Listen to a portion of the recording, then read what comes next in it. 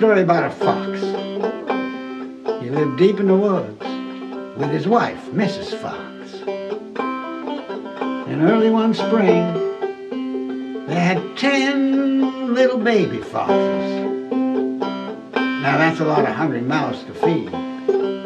So every night that old fox would go out hunting, trying to bring home something good for his wife and himself to eat, preferably meat, you know, like rabbits or squirrels or something like that. Especially he was looking for meat with lots of good bones in it, so that the little ones would have some bones to chew on and get good, strong, healthy teeth.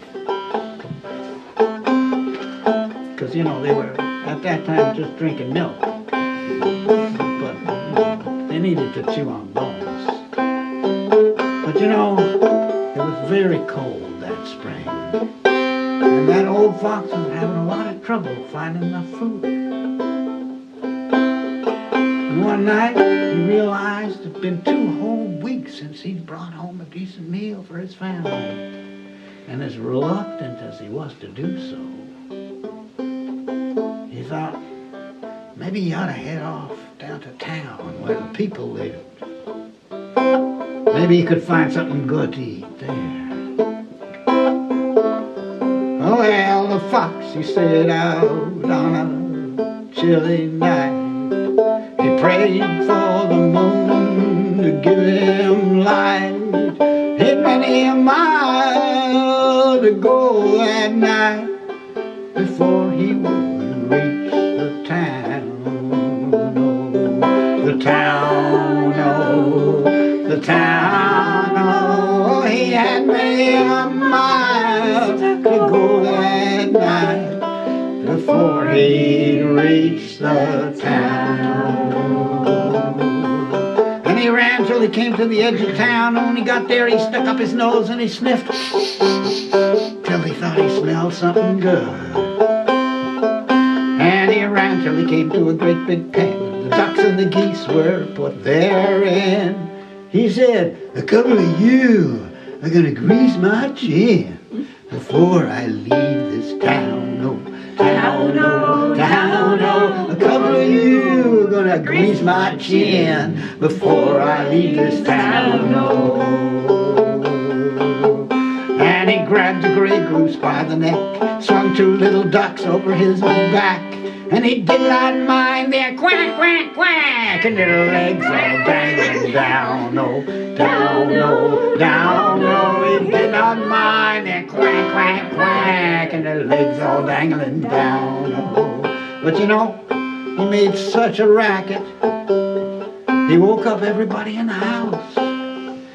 And then old Mother Whittle Waddle jumped out of bed. Out of the window she shoved her head. She cried, "John, John, the gray goose is gone! The fox is on the town, oh, town, oh, town, oh! Oh, John, the gray goose is gone! The fox is on the town, oh!" Well, old Johnny ran to the top of the hill. He blew on his horn both loud and shrill. "That fox," he said, "I better flee with my kill. They'll soon be on my trail, oh, trail, oh, trail, oh." That fox, he said, "I better flee with my kill. They'll soon be on my trail, oh." And away he ran. And he ran deep. You know, that fox, he was no dummy. He didn't head off running towards home. He knew that old John was blowing his horn, calling out his dogs. He didn't want those dogs following him home where the baby foxes were. No siree. He ran off in the opposite direction into a deep, dark part of the forest that he knew well. And he went deeper and deeper into this part of the forest, and he kept going and going and going until finally he came to a little stream of water that he knew.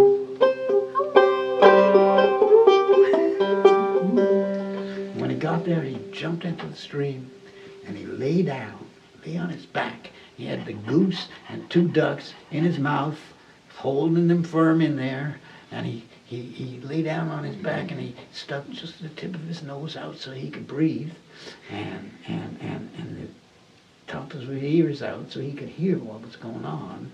And he lay there as quiet and still as he could be under the cold, quick moving, frothing water that was flowing in that stream. And he lay there and listened, and way off in the distance, way back where he started from, he could hear old John still blowing his horn, calling out his dogs. It sounded something like this.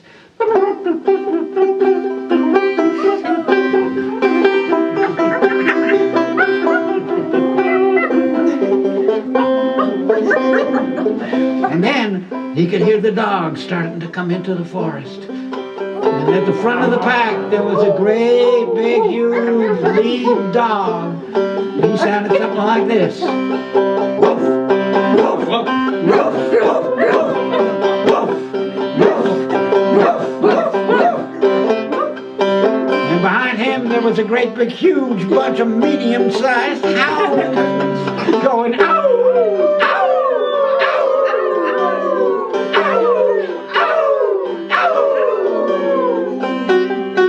Bringing up the rear were two itty-bitty little puppies out for their first hunt, going,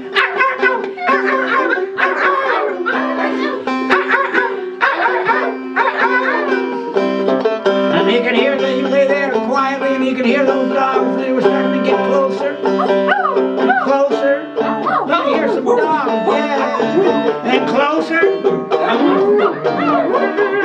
closer.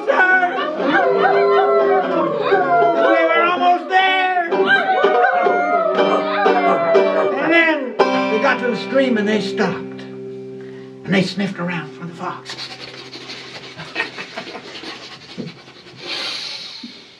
They couldn't smell him. They couldn't see him anywhere. The trail had gone cold. They were mystified. They didn't know what was going on. So they just stood there at the edge of the stream, and they looked down at the water. Right there where the fox was hiding. They looked and they thought, and they thought, and they thought,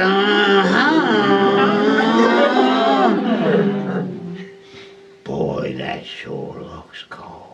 And they didn't want to get their feet wet, so they just jumped over the stream and went running off through the forest, getting further and further away. And the fox just lay there under the water, listening to the dogs getting quieter and quieter and quieter and quieter and quieter and quieter and quieter. And when the last of the little bitty puppies was gone in the distance, the fox jumped out of the stream and ran all the way home. Yes, he ran till he came to his cozy den. There was little ones, 8, 9, and 10. And they took one look at that goose and those 2 ducks, and they said, "Oh, Daddy, can we all go back again? It looks like a mighty fine town, oh, town, oh, town, oh. Oh, Daddy, can we all go back again? It looks like a mighty fine town." That old fox said, "Not tonight. I just finished out foxing all of them dogs. Let's go into the den and have some supper." Well, the fox and his wife, without any strife, they cut up that goose with a fork and a knife. And they never had such a supper in their life.